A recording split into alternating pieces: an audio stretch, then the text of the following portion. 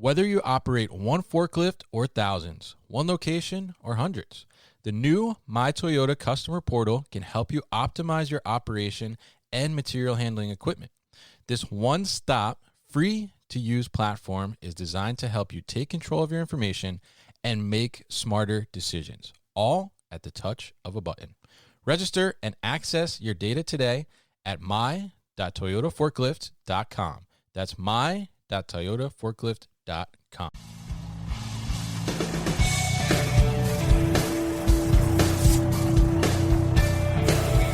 The New Warehouse Podcast, hosted by Kevin Lawton, is your source for insights and ideas from the distribution, transportation, and logistics industry. A new episode every Monday morning brings you the latest from industry experts and thought leaders. And now, here's Kevin.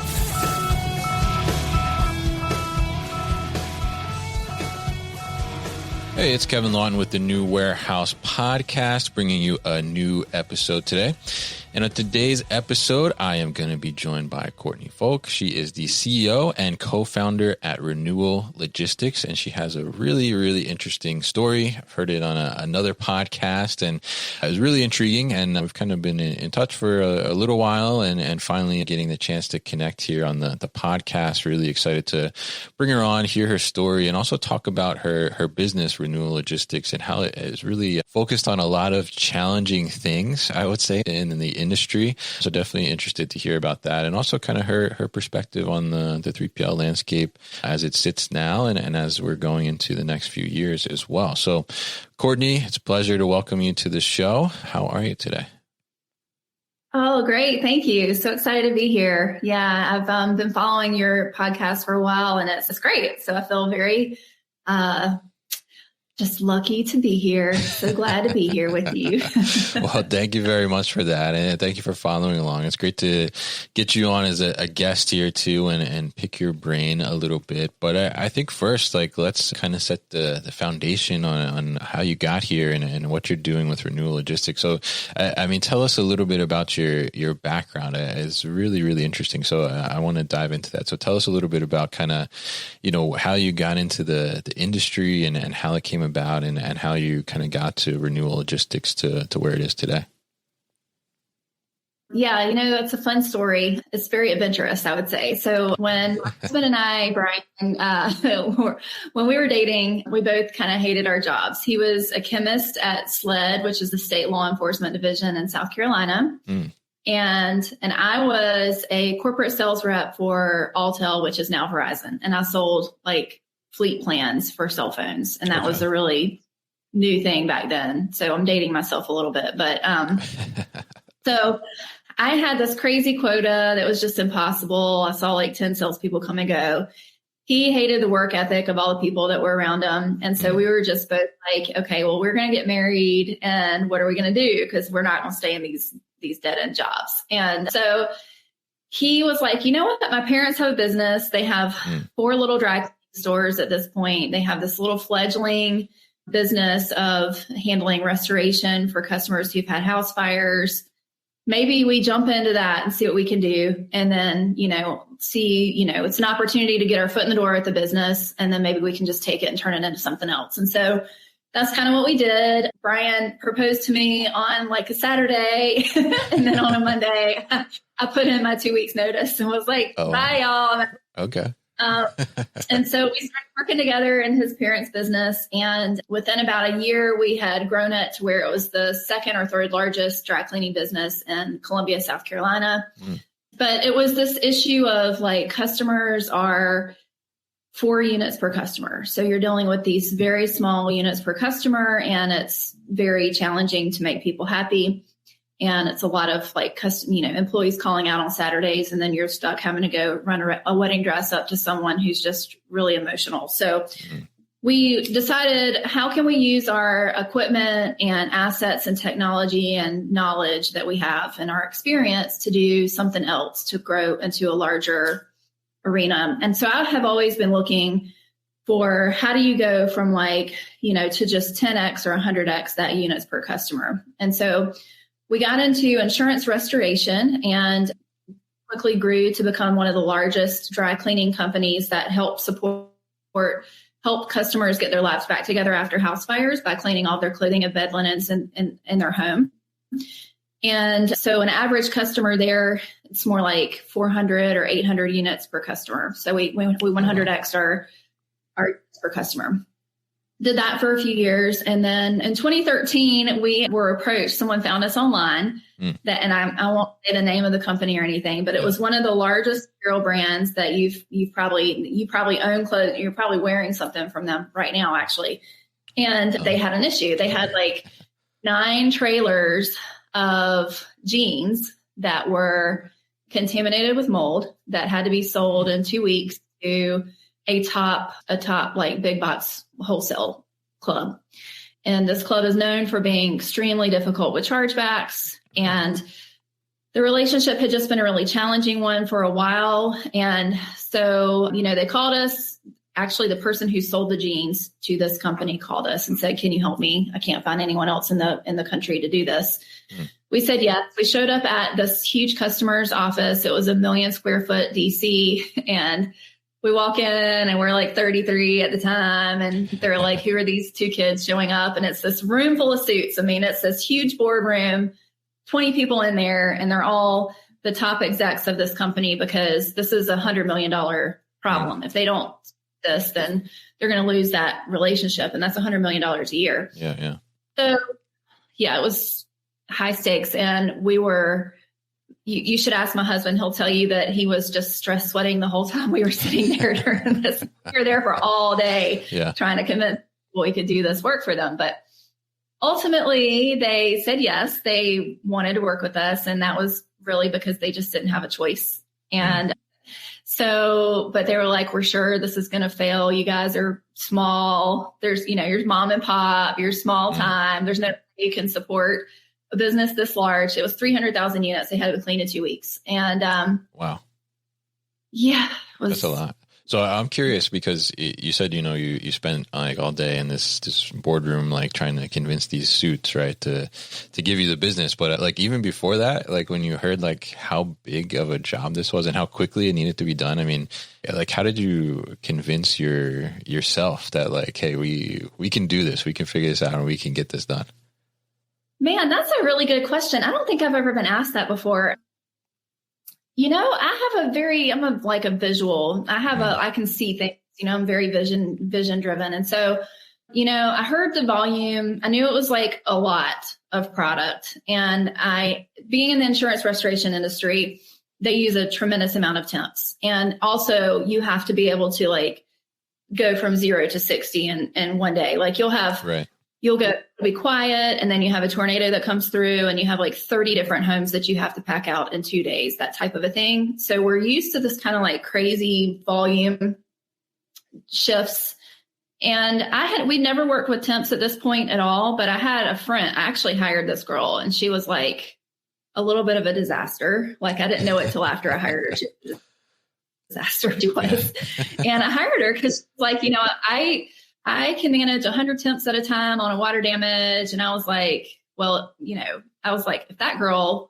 that train wreck was able to do that, then surely there's a way that we can do that. And I had an idea for how we could actually clean these items that was not going to use the same, the limitations that most companies would look at would be like your equipment. You can only do so much with your equipment. But I had some ideas about a way to do it to where we didn't have those equipment limitations and we could use people. So it was a matter of, like laying out all the steps. And then it was, once we had an idea of that cleaning process, then it was, okay, how do we scale this? Because the cleaning was only one part. It was unpacking, taking off the trim, re-trimming everything, re-polybagging it all, multi-SKU case packing it all. And I've got a big whiteboard and, drew out tables, drew out the flow, started thinking about, okay, so the first day we'll do the unpacking and the cleaning. The next morning, we're going to have to do the packaging. And then we're going to have to cycle through this so that we have enough space and enough people to be able to get it all done. And started mapping out our costs and, there's a whole science behind, coming up with how many full-time employees and labor planning and cost planning. But at the time, I did not know any of that. I just used logic and, gut feel on what it was going to cost. And we were pretty close, actually. But, in the dry cleaning business, you're touching, like, one item is getting touched probably 15 times before it ends up back to that customer. And so there's a lot of logistics that take place in that process already. There's a lot of chain of custody and, like, KPIs. So, it was kind of, honestly, I'll say this, the dry cleaning business is the hardest business we've ever been in. And then the insurance restoration business is a little bit harder than fulfillment on a large scale. But fulfillment for us is a piece of cake. It's like died and gone. You have regular revenue, customers are happy if you just do the job right for them, and you're going to get the money. It's a great business. So interesting. So you got this big job, right? And you made it happen, right? So tell us a little bit about kind of how you went from that and then ended up now in the fulfillment business, as you just mentioned. We'll be back after a quick break. You hear a lot about supply chains these days, because if the past couple years have taught us anything, it's that an efficient, well-managed supply chain is absolutely critical to keeping businesses successful and consumers happy. I'm Will Haywood, and I host a podcast called All Business, No Boundaries, where we talk about supply chains, how they work, what happens when they don't, and the innovations that are redefining what's possible in the world of logistics. Join me for insightful interviews with thought leaders and industry experts. We discuss how optimizing supply chains can break down the barriers that are holding businesses back. That's All Business, No Boundaries by DHL Supply Chain. Listen and subscribe wherever you get your podcasts. Yeah. So that job we finished it 2 days early. So we went within like 48 hours. We went from 0 to producing 27,000 units a day. Wow. And we had 2 shifts of 200 temp workers each. And anyway, so they were like, well, it's amazing you got this done. It's amazing you set this operation up. It's actually pretty incredible. Never seen anything like this, but it's going to be a disaster when it goes back to this wholesaler. Like, we're going to get killed with chargebacks, and we're probably still going to lose the relationship. So they never had any trust through the whole thing. And then, but it was so funny when they did get the delivery happened. And then 2 weeks later or even maybe sooner than that, a week later, it had all been received, 0 chargebacks. And they were just shocked, like they were like, where did you guys come from? Like, this is, okay, first of all, we hate 3PLs, but you're now going to be our 3PL. We want to just, everything that we don't like doing in our building, we want to just give it to you. You handle it. And as long as you keep your work quality to this level, you'll never have to worry about volume again. And so we were like, well, that sounds great. Sure. And so to tell you how much volume came our way after that, we were living in South Carolina. We had just kind of renovated our dream house. This Gene project happened in Atlanta. And then we literally never went back to our house in South Carolina for years. Like, I think we had one weekend, maybe 2 weekends where we were able to go back, but we were so busy with this volume that we never really could get back to the life as we had it before. And so it was just this huge thing. And then a few years ago, they were just like, look, we're giving you this volume, but we really want to have a closer relationship. And so we want you to put a facility right next to ours. You'll be our dedicated partner. And here are all the things that we promise that we will, provide in terms of revenue, the types of things that we're going to do. So anyway, we went ahead and agreed to that. And so now we have a location that's basically in their parking lot. And that's just been a huge learning opportunity for us. We spent the last 10 years working super closely with this giant global brand. And then every time one of their employees would leave and go somewhere else, whoever the new company is that they went to, they would come and work with us too. So we were completely word of mouth for years and years and just continue to grow a lot. And so like now we manage all of the programs of the super demanding wholesale accounts. Like they're big box retailers that are really, really tough that they're filling in their own building. They'll send us those programs and we'll manage those for them. So we learned from the best company, one of the biggest companies in the world, how to actually do this at scale and in a way that is just going to 100% please every person. So the most demanding retailer, that's our baseline. So if they're easier than that, they're just going to be so happy with what we do.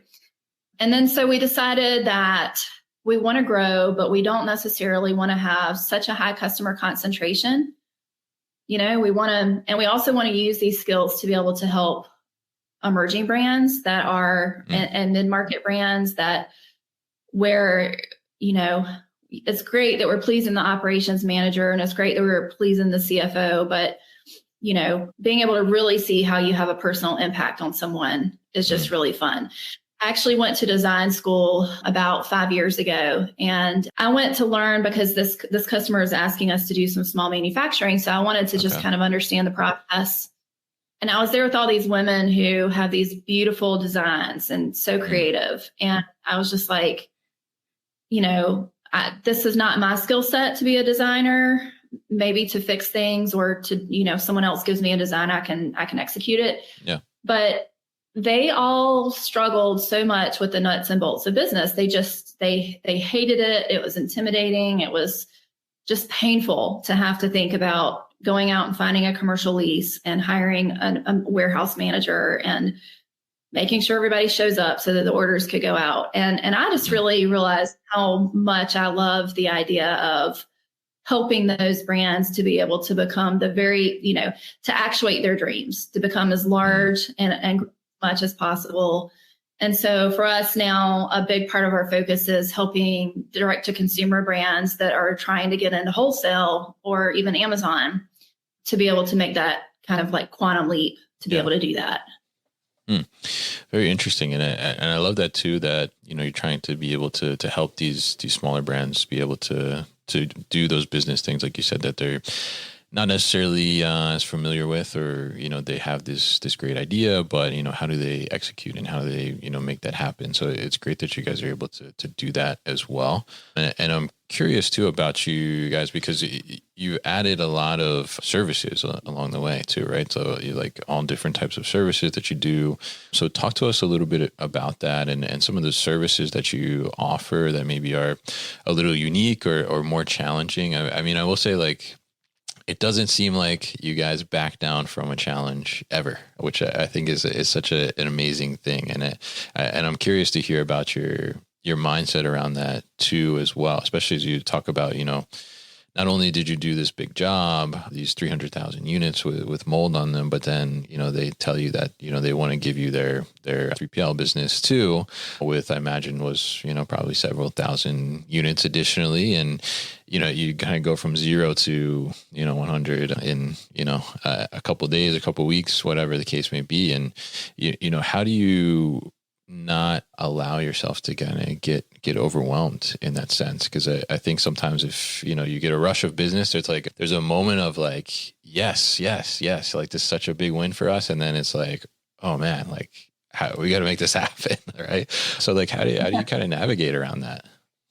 Well, that's a great question too, man. I didn't realize this was going to be a therapy session today. It's really funny. So like, gosh, there are a couple things about that. So first of all, on one of our very first dates, Brian and I were at a Christmas party, and it was one of those party games was that you, one person has one hand and the other person has the other hand behind their back, and so you have to, as a team, work together to fold to like gift wrap a present, right? Okay. And we finished in like 30 or 45 seconds. Like it was so fast. It was just we had this. It was just really great. And everyone else was struggling for minutes afterward. And we just realized we have this like super connected, and it's kind of like they say, like two horses that, can pull so much more than one could individually. It's kind of like that. So like Brian is a really strong math person. He's just really great with math and processes. And, that's the chemistry piece in him. And then I'm great at the business savvy piece. And so, and the confidence, my kind of probably the best thing that I can do is give people confidence more than anything, that something is possible, and that it's not just possible, but we're going to do it, and we're going to do it today. We're not going to take a year to do it. We're going to do it today. And I think, like, even though Elon Musk is super controversial right now, one thing that he talks about a lot is looking at like an engineering process and a series of steps. And he's like, it's generally stupid. So figure out what you can cut out of that and still get a result. And so compressing the length of time something takes, those are probably the two things that I'm good at. But Brian is amazing at process planning. And so between the two of us, I just think that we feed off of each other a lot. And then the second thing I'd say, and this is a little personal, but so we have a son. He's now 11, almost 11. And when he was born at 4 months, he started having seizures, and he was having like 100 seizures a day, sometimes way more than that. And we had to have him medevaced. It was every 2 weeks we were in the hospital. We had to sign a do not resuscitate. Like, it was absolutely like incredibly hard. And, and we ultimately kept fighting for his life and fighting for his life and fighting for his life. And we found the ketogenic diet, or I guess I found the ketogenic diet for him. And when he got on that diet, the seizures completely stopped. And it was absolutely incredible. But, that the seizure stopped a month or two before that big customer called us from our website. Oh, wow. So we had just had these huge emotional ups and downs. And this customer called, and it was like huge project. If we had never gone through that with Jack, I definitely don't think we would have been able to take that opportunity. But I think it had been so hard for so long that we were used to having that emotional roller coaster. And when it was gone, we felt almost like there was a void. Yeah, which sounds crazy. It's crazy. But, and then the other thing was that, nothing is ever going to be as hard as what we went through there. So throw whatever hard business thing you want at us, and we're going to be fine. I mean, if we can make it through that and we can keep our kid alive, when everyone said it wouldn't happen, then, there's not a business challenge that you can throw at us that we're not going to be able to solve. Now, I say that, I will say there have definitely been times, though, where we have gotten to the point to where we, like the Peters problem, where, we hit our competency level and we're not able to personally be the ones to solve a problem. But, we've always also really focused on having great relationships with people. And so, producing 27,000 units in 2 days, the only way that happened was because we called in all of our resources from the construction industry that we knew that did restoration work. And they helped us set up a location where we had racks and rails and everything else overnight. And, so we're also very comfortable punting to someone who is smarter or more experienced than us in certain areas. Like, we're very confident in our abilities, but we also understand that we're generalists. We're not necessarily, we're not going to know all things, and we're totally fine with that. Interesting. And I'm curious on the partnership side. I mean, if people are listening and they have a 3PL, or they're starting a 3PL, thinking about it, how important is that side of the business for you guys? I mean, how important is the partnership side? Not only, obviously you have your partnerships with your clients and your customers, but the partnership from like a resource perspective, like being able to, like you said, call on people to like, hey, come help you out. Like, I know you specialize in this. I mean, how important is that, and how much do you focus on that in your business? That's a great question. So in the past year, hired Esther Kessenbaum, who is the former president at Ruby Has, and she's our chief commercial officer. And that's what she does, is build partnerships with other 3PLs. And, when we decided to start handling fulfillment for smaller brands and not just live in this ecosystem of these few customers that we had at the time, these global brands, I was like, okay, I've got to figure out pricing. I've got to figure out the technology piece. I've got to figure out, what the titles are of the people that I'm looking for to hire. So I joined the IWLA, and that is some of the best money that I've ever spent in my life. It's great from a legal perspective. It's great from I mean, there are so many resources I can pick up the phone and call. And I try to do a lot with them too, and give and provide information as much as possible. But I would say, like, of our business, probably 30% of our leads come from other 3PLs. Oh, We've worked really hard to build a network with other 3PLs, because I mean, if you think about it, you know, we're all spending on outbound marketing of some kind. It's either Google ads or whatever, Facebook ads or newsletters. We're all doing these outbound efforts. And what I noticed when I first got into this and we first really started marketing is that we were getting all these leads online that were not even paid leads, like not even Google ad leads, but they just found us on our website and it wasn't a fit for us. And I was like, it stinks to just like have to hand these, you know, they just go off into the ether. Like, I need to find someone I can hand these off to, you know? And so for us, it was really starting with, how can we help someone else that, you know, this could be a perfect lead for, and then we're helping that customer and maybe they'll have someone who is in apparel. But, you know, so for us, it was defining which leads we really wanted, what our ideal customer profile was, and then what's not a fit. And then finding the right partners that we felt safe giving those leads to, that they would not then come back and be competitive with us, and then just building that framework. And I would say it's been absolutely critical. It's one of the most fundamental reasons for our success. Really? Yeah. Yeah. It's very interesting because I think that, and somebody said this to me at a conference recently, because, you know, I have a small fulfillment business as well. And somebody was like, why are you having other 3PLs on your podcast? Like, that's your competition.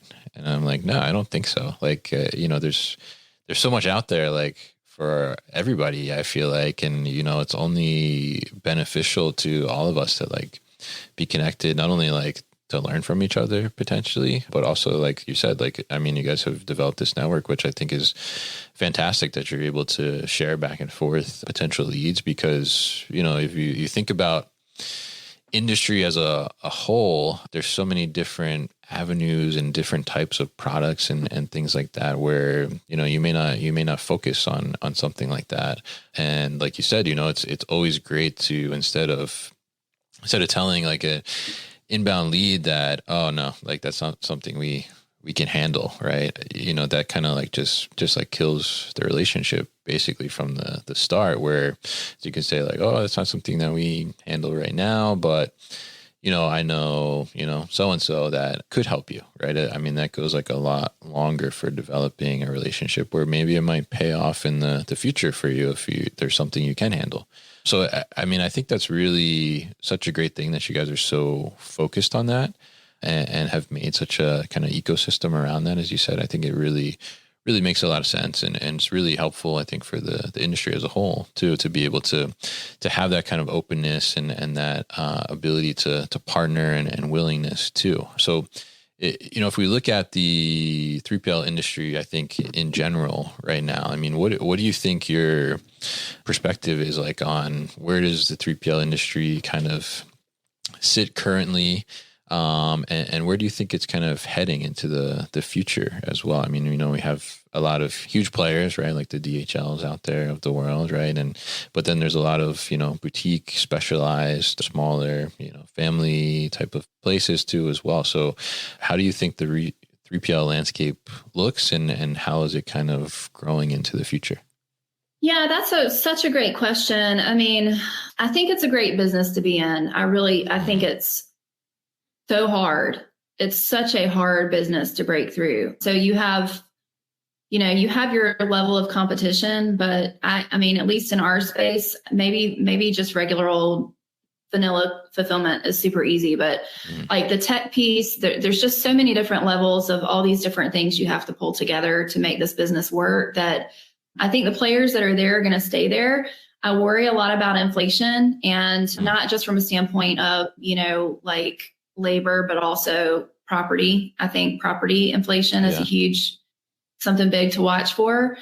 When it comes to like the DHLs, I think there's certainly a place for those companies, and there's a lot of businesses that are going to fit really well for those. When we actually were defining what our ICP is, like our ideal customer profile, we wanted to find something where not every customer is going to be our customer.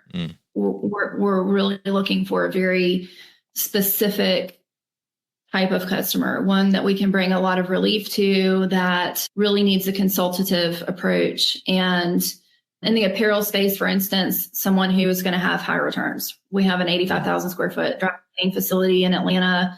And so we can get items back in the stock within like 24 hours, where generally it can be 10 to 30 days. And that's a huge amount of money that's being left on the table in sales. Yeah. So, for us, it was understanding the market and how do we make sure that we're going to stay relevant as all these different, pressures come along. And I think like the DHLs, those are great for, companies that have just a few SKUs and they want to make sure that they have very close shipping to, to the source or to the, to the consumer. So you need a whole bunch of warehouse for that. But apparel companies don't need a lot of warehouses. You don't want to have, 5,000 SKUs and have that type of storage in multiple locations across the US and that level of complexity that you're adding. So that's kind of why we went in the apparel space. I think like if I was just a regular 3PL, like a mom and pop 3PL and was trying to compete with DHL, I would be very concerned about that. But I also think that there's always a place for companies that are willing to not put a customer in a box, and when you go with a super large 3PL, you get so many great things. You get the proximity to your customers, you get a lot of built-in efficiencies, but sometimes you do have that experience of like, you don't get a customized approach and you can get lost in one of those things.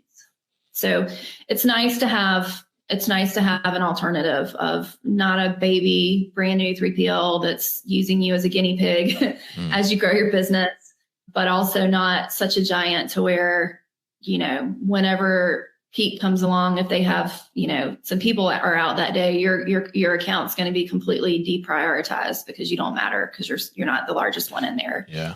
So I don't know. I think it's an interesting place for every business right now. I think I'm thankful that I feel like things have finally leveled out a little bit. And I know it's still rocky, but I think if people run their business by really strong fundamentals, that inflation can be managed, especially too, if you can put in some automation, which I'm sure you are always talking about automation on your podcast. Yeah. Do you guys have any automation in place? We have a little bit, like some conveyors and things like that, like very standard stuff. But we've done a lot of building software to solve other problems. So not necessarily like on the floor automation. Yeah. Our business is not the best fit for having a tremendous amount of high touch stuff, right? So it's hard. Yeah. Right. And every day is different in terms of what customers are going to need from that standpoint. So like you need to be able to kind of move.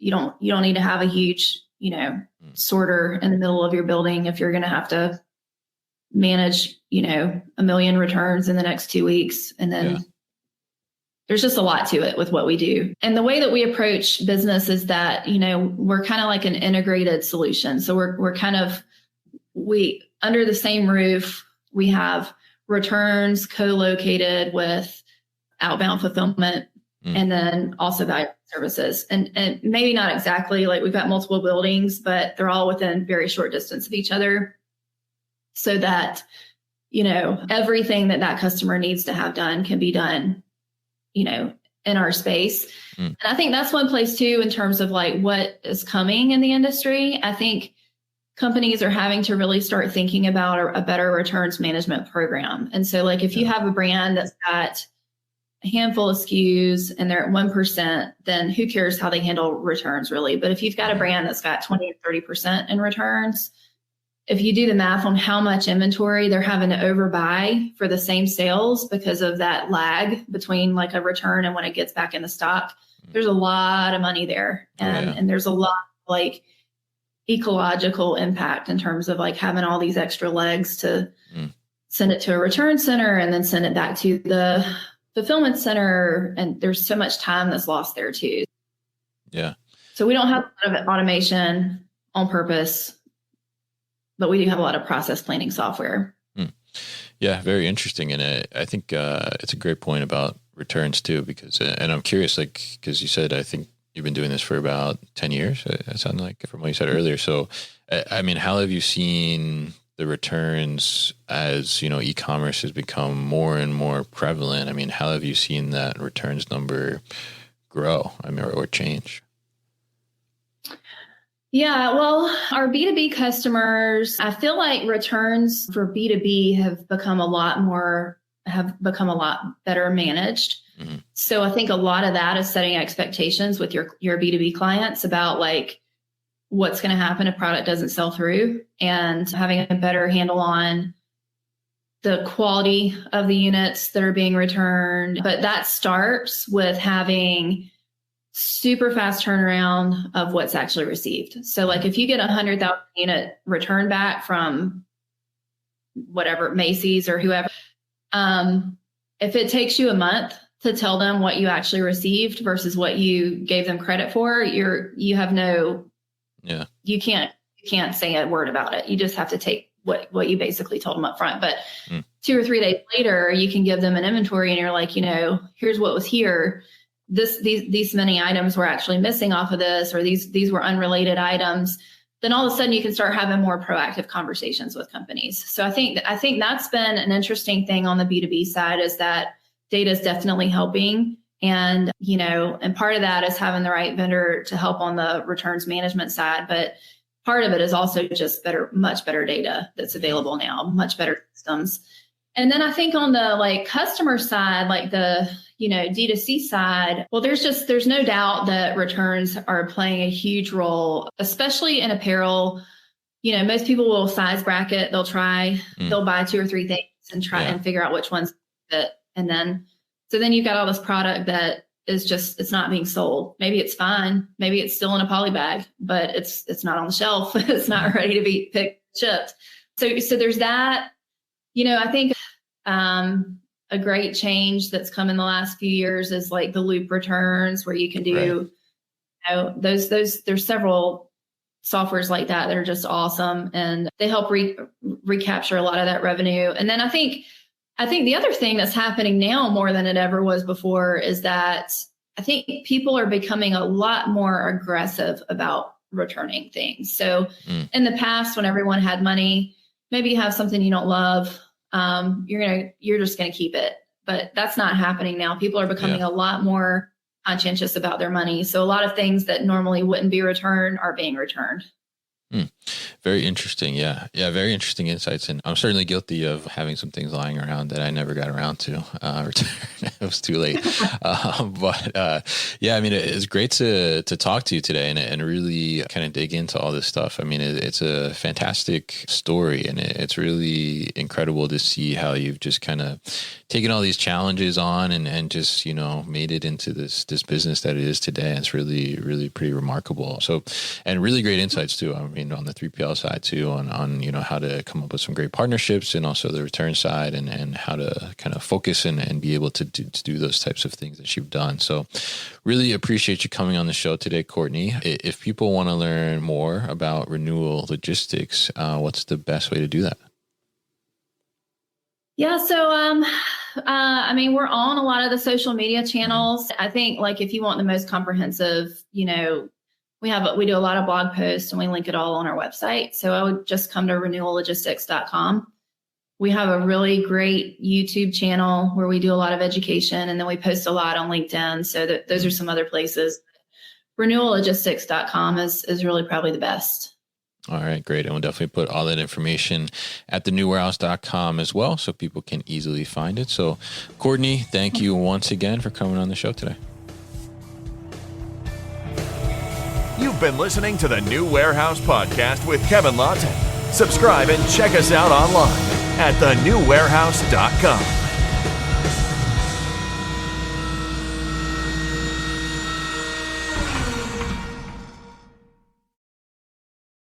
Thank you for listening to this episode. If you want more content from the New Warehouse, check out our new video series called All Hands on LinkedIn. Just search for the New Warehouse on LinkedIn and follow along.